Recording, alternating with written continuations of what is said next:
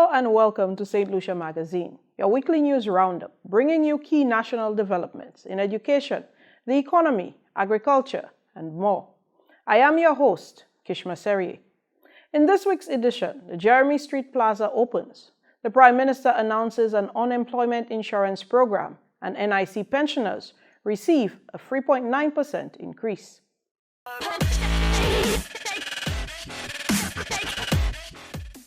The Jeremy Street Plaza has reopened following extensive renovations. The renovations are part of a bigger project that aims to upgrade and beautify the city of Castries. Nival Ogis tells us more. The newly renovated Jeremy Street Plaza, located next to the Castries Market, is once again open to the public following upgrades designed to enhance safety, aesthetics, and vendor operations. Director of Global Ports Holding in the Eastern Caribbean and CEO of St. Lucia Cruise Port, Lancelot Arnold, says the project stands as a symbol of progress, resilience, and a strengthened commitment to the people and economy of St. Lucia. This beautiful new space is more than just a physical enhancement of our urban landscape. It represents progress, resilience, and a deepened investment in the people and economy of St. Lucia. Minister for Tourism, Honorable Dr. Ernest Hilaire, noted that the new plaza is designed to serve both the people of St. Lucia and the island's visitors. About creating a better experience, first for St. Lucians and then for our visitors. So you must be proud of this. This is yours. CCC is managing it, but it belongs to the people of St. Lucia. We must take care of it. We must make sure that we do not allow any vandalism. We must make sure that it remains tidy and clean. It has to be a place where St. Lucians can come and sit on an afternoon and have a drink and maybe a piece of barbecue chicken before they go home. It has to be a place when visitors come in on cruise ships, they can take a walk up the street and they can come here and buy a souvenir. They can come here and do some braiding of their hair. They can come here and have some local food. It must be a place that is inviting to St. Lucians and to visitors. Parliamentary Representative for Castries Central, Honorable Richard Frederick, reflected on the transformation of the space, recalling its previous use and stressing its potential as valuable commercial real estate. I was the district rep for Castries Central 18 years ago. And when I passed there, I realized that there was a substantial underutilization of what is prime property. Here they were selling animals, selling charcoal, selling ground provisions, and battering. That's what was happening here. The reopening ceremony featured a ribbon cutting, cultural performances, music, and dancing, marking the plaza's return as a hub for commerce and community. The upgraded space is expected to create new opportunities for vendors, encourage increased foot traffic, and enhance the reputation of Castries as a vibrant destination for shopping and leisure. From the Government Information Service, I am Nival Ogis. Prime Minister Honorable Philip J. Pierre has announced plans to introduce an unemployment insurance program. The National Insurance Corporation will present proposals for the establishment of the initiative that will offer financial relief to the involuntary unemployed. That all social protection benefits. In a historic move, the Prime Minister of St. Lucia, Honorable Philip J. Pierre, at a recent pre-cabinet press briefing, announced the implementation of an unemployment insurance program for St. Lucians who become involuntarily unemployed. In keeping with government's policy to improve the quality of life and social protection afforded to citizens, the government has commissioned the National Insurance Corporation to present proposals for the establishment of an unemployment insurance program. This program will allow persons who have become involuntarily unemployed to receive unemployment benefits. The government is committed to establishing an unemployment insurance program which will be implemented alongside an active labor market policy. The active labor market policy will assist the unemployed by providing basic work training, by securing work placements that encourage entrepreneurship and small business development, and by providing employer incentives for the provision of staff training. Involuntarily. That means you get employed because of no cause of your own, involuntary. And what's very important, I want you to follow, is the active labor market policy, where we're going to try to reskill you, not the NIC, reskill you, retrain you, so you can get another job. We don't want you to be in perpetual unemployment state. If we're going to be involuntarily, you lost your job, so the government going to try, the NIC to retrain you so you can get alternative employment. So it's a stop-gap measure between losing your job and getting other meaningful employment. The involuntarily unemployed are defined as those who are willing to work but are unable to due to business closures, job cuts, seasonal fluctuations, or mismatched skill sets. For St. Lucia Magazine, I am Petula Oliver reporting. Effective July 2025, NIC pensioners received a 3.9% increase in their monthly pension payments. NIC pension payments will be adjusted annually to account for the rate of inflation. Nivalo Geese has more in this report. St. Lucia's pensioners are now receiving more financial support thanks to a 3.9% increase in monthly pension payouts to NIC pensioners. The increase was applied by the NIC effective July 1st and is part of efforts by the government of St. Lucia to insulate seniors from rising costs and to ensure that social protection benefits adequately benefit citizens. Prime Minister of St. Lucia, Honorable Philip Pierre, who is also the minister responsible for Social Security, explained that the pension increase is tied to inflation as measured by the Consumer Price Index. The Consumer Price Index measures the average change in the prices of goods and services over a period of time in order to adjust for increases in the cost of living. I also want to update you that as at 1st July 2025, all NIC pensioners, including those who received an increase in the minimum pension last year, received a 3.9% increase in their pensions starting from July the 1st, 2025. And that increase is based on the average consumer price index. And government will continue to work with the NIC to ensure that all social protection benefits are adequate and sustainable. Before 2021, many NIC pensioners collected less than $500 monthly. In August 2022, NIC pensioners received a 4.2% increase in monthly pension payments. In August of 2024, the NIC increased minimum pension payouts from $300 to $500 monthly. And this latest increase in July 2025 will add an additional 3.9% to monthly pension payouts for NIC pensioners. Prime Minister Pierre has reaffirmed the government's commitment to dignity for the elderly and underscored that the people-centric policies of his government under the mantra "putting people first" are rooted in a philosophical belief in social justice and wealth creation. From the Government Information Service, I am Nivalo Geese. Still to come, the Prime Minister urges St. Lucians to work together for national prosperity. Please, stay with us.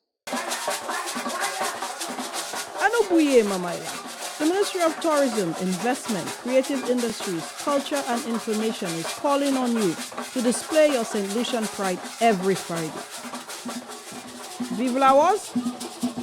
We are calling on all St. Lucians to embrace their identity and to demonstrate their devotion, their love and pride for St. Lucian culture. So wear your colors, pink, red, peach and white, each and every Friday from July 25th to August 30th, 2025. And that's not all, because we're bringing the celebrations to an office near you as part of our Laos Public Service Drive. Let us foster a love for what is uniquely and distinctively ours, our culture, our heritage, our beautiful St. Lucia. Let's shine together. Let's glow together. Anobuye Mamaila.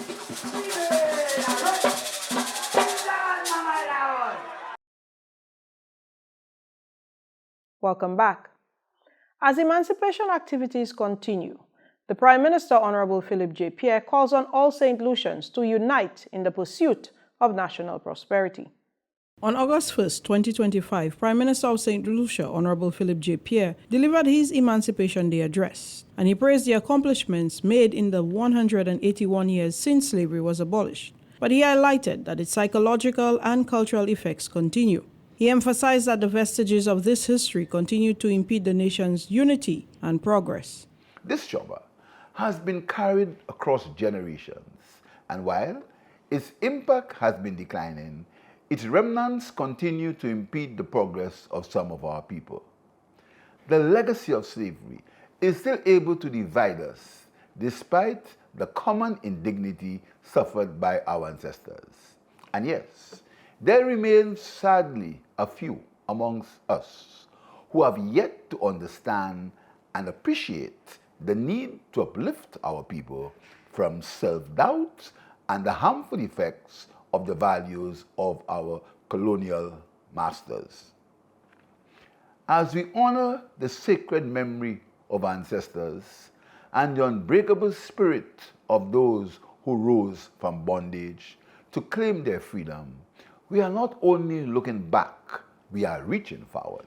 Prime Minister Pierre emphasized the importance of togetherness, urging St. Lucians to reflect on their shared heritage and to work together for national prosperity. He emphasized also that emancipation should be viewed as a starting point for recovering for the nation's future rather than an end in itself.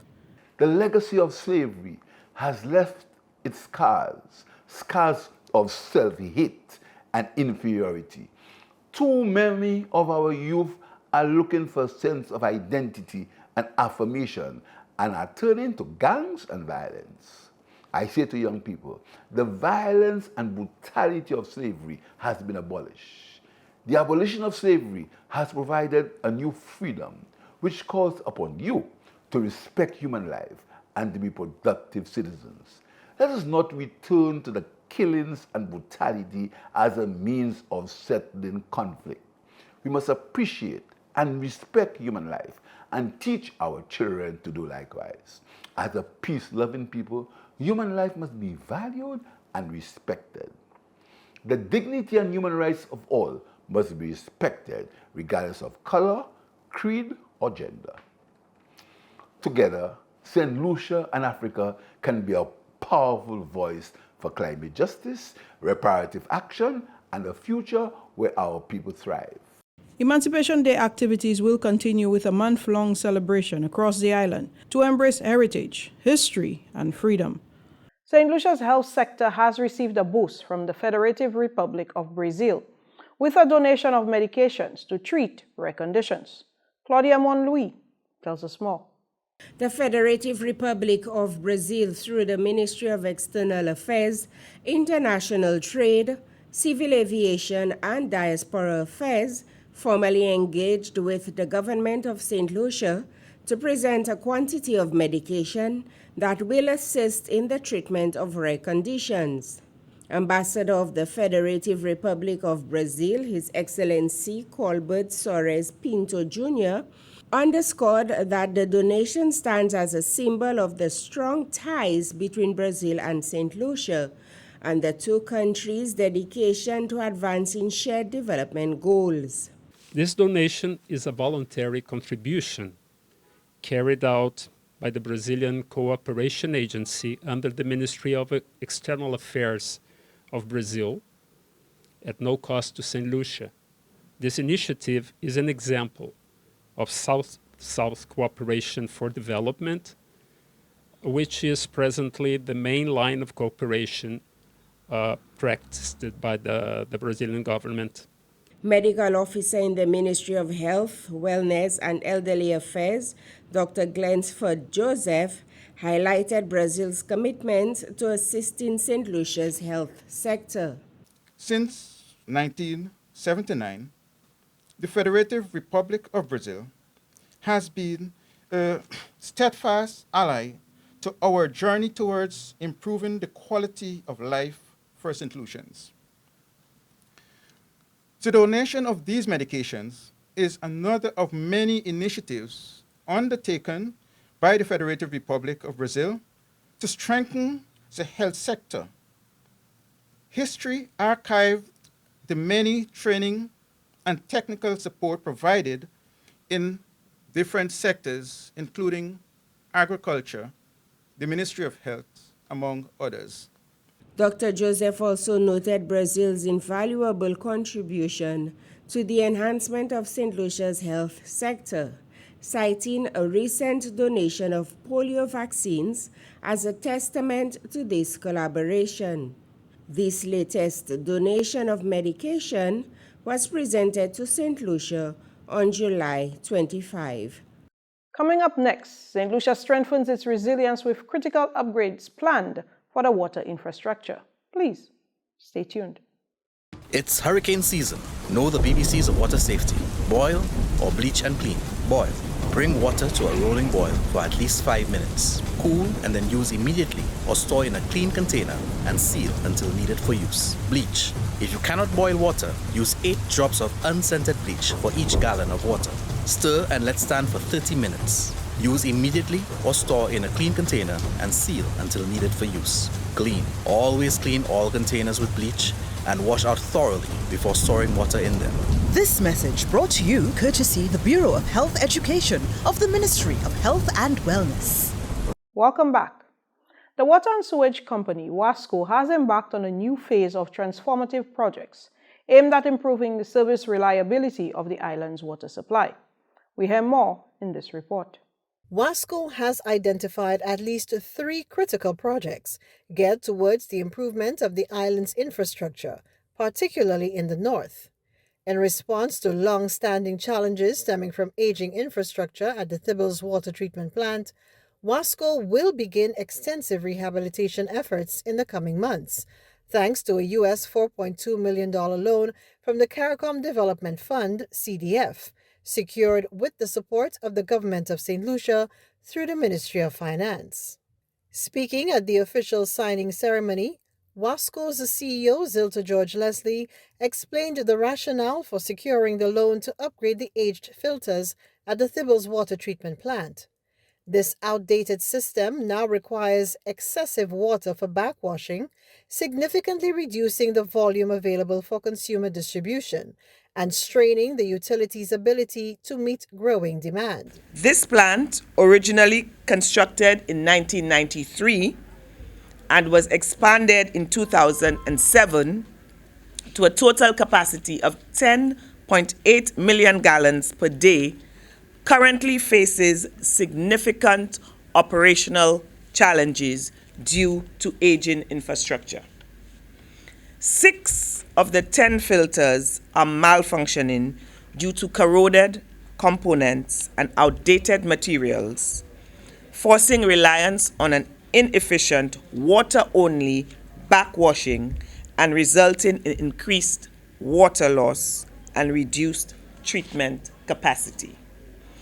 The system's declining performance is compounded, of course, by climate change, as Mr. Suma spoke of earlier, with extreme rainfall producing more turbid water and droughts limiting our raw water availability. As a result, the Thibbles treatment plant is functioning at roughly 40% efficiency, and of course it cannot meet the growing demand in the rapidly developing service areas, making restoration to full capacity critical. The addition of a US $670,000 technical assistance grant will result in the installation of energy-efficient equipment at the treatment plant, the provision of direct support for vulnerable communities through training, the establishment of rainwater harvesting systems, and enhanced water security. While the upgrades to the Thibbles water treatment plant are expected to be carried out over an 18-month period and will inevitably result in a more consistent supply to the north, the WASCO CEO cautioned that full service improvements will only be realized after the completion of 2 additional critical infrastructure projects. While this may result in increased volumes, we need to make it clear, people, that there are 2 other projects which we are currently, we have, through the Minister of Finance, we have been able to secure loan funding for the 5-kilometer pipeline upgrade, which is the Millet to Vanna upgrade. And we are currently in talks with a number of institutions for us to install 2 kilometers of pipeline to the north of the island, which will be from the Bonte Gap to the Grozile Gap. In his address to the gathering, Chief Executive Officer of the CARICOM Development Fund, CDF, Rodinald Suma, emphasized that this strategic partnership with the government of St. Lucia and WASCO strongly reflects the institution's mandate to promote inclusive and sustainable development across its member states. The CARICOM Development Fund has supported initiatives that promote equitable growth, cohesion, and resilience building across the Caribbean region since the fund's inception in 2008. By investing in the Pasias and Thebes water systems, the CDF is directly contributing to climate adaptation, promoting public health, and supporting social and economic sustenance and stability. Improved water infrastructure will reduce service disruptions, enhance disaster preparedness efforts, and support agriculture and tourism, two major pillars of St. Lucia's economy. This investment aligns closely with the CDF's strategic goals and regional mandate to foster inclusive development and reduce disparities among and within our member states. The CDF is therefore pleased to be able to respond to the urgent need to invest in these water infrastructure upgrades, which are so critical to advancing balanced and sustainable growth and development in St. Lucia and the wider region. And we thank the government of St. Lucia and WASCO for the opportunity to partner in this endeavor. WASCO is grateful for the funding, which helps the company turn its ambitious plans into actionable improvements. With positive changes underway, WASCO expects to achieve its broader mission to strengthen operational efficiency, enhance climate resilience, and ensure long-term sustainability in communities across St. Lucia. St. Lucia has launched the 7th round of Multiple Indicator Cluster Survey, reaffirming its commitment to using data to shape policy and to advance social development. The initiative, led by the Central Statistical Office, with support from UNICEF, will gather crucial statistics on the well-being of children and women across the island. John Emmanuel reports. The government of St. Lucia has officially launched the 7th round of the Multiple Indicator Cluster Survey MIC-7, signaling a renewed national commitment to data-driven policy and social development. The event brought together key stakeholders from government, UNICEF, and civil society to mark the start of an intensive phase of training and data collection that will generate vital statistics on the well-being of children and women across the island. Implemented by the Central Statistical Office, CSO, for the Department of Economic Development and Youth Economy, MIC-7 is being conducted with technical and financial support from UNICEF under the guidance of the Ministry of Equity, Social Justice and Empowerment. We see the MIC-7 initiative as integral to our mandate through sharpening the design of social programs, improving the targeting and delivery of services, supporting our commitment to rights-based child-centered development, and allow us to track better progress toward national, regional, and international development goals. We particularly look forward to indicators related to child protection, disability, early childhood development, access to social services, and other indicators directly related to those the most vulnerable among us. MIX is not a one-time survey, but rather a prolonged study that paints an irreplaceable picture of how the lives of diverse populations change over time. The MIX provides countries with a framework to assess their populations and address their needs. It also allows for comparison between St. Lucia and other developing countries. Mix 7 will feature specialized questionnaires tailored for women and children with further customization for different age groups. Following the launch, a cohort of 40 trainees have embarked on a 28-day intensive training program to prepare for nationwide data collection. The training is being led by experts from St. Lucia and UNICEF, covering critical subject areas such as mental health, maternal health, immunization, violence against women, water quality testing, and nutrition. Fieldwork will follow immediately after the training concludes, supported by 5 well-equipped survey teams. MIX empowers policymakers, civil society organizations, and development partners to make informed decisions. It helps us to track progress, identify disparities, and allocate resources where they are most needed. It is a tool for equity, transparency, and accountability. Providence Ford also noted that Mix 7 introduces expanded content to track progress on 40 Sustainable Development Goals, SDGs, and lauded St. Lucia's leadership in regional data collection efforts. The implementation of Mix 7 marks a strong reboot from the disruptions caused by the COVID-19 pandemic in 2019, which temporarily paused the country's mix activities. Since resuming in 2023, national partners have been actively engaged in mapping, listing, and testing both paper-based and electronic questionnaire formats to ensure the highest data quality and reliability. While survey designs and technical planning are essential, officials underscore that the success of Mix 7 hinges on the full cooperation of the over 3,000 households randomly selected to participate. The scope of this upcoming round has been significantly expanded to cover areas that were previously limited or missing altogether. In this regard, we are pleased to announce the inclusion of new modules this round: attitudes to domestic violence, child functioning, testing of learning outcomes, and parental involvement. Moreover, true to the 2030 agenda's promise to leave no one behind, the mix will support data disaggregation by age, sex, race, ethnicity, migratory status, disability, and geographic location. As St. Lucia joins other countries in implementing the 7th round of MIX, the island stands poised to generate international comparable data that will directly inform its social protection strategies and national development goals. And with that, we wrap up this edition of St. Lucia Magazine. A heartfelt thank you to everyone who contributed to this production: the National Television Network, the GIS team, and the communication officers across various government ministries. Thank you for watching on NTN Channel 122 and for following on the official social media platforms of the Government of St. Lucia. I am Kishma Serie. Until next time, stay informed, stay engaged as we continue tracking St. Lucia's progress.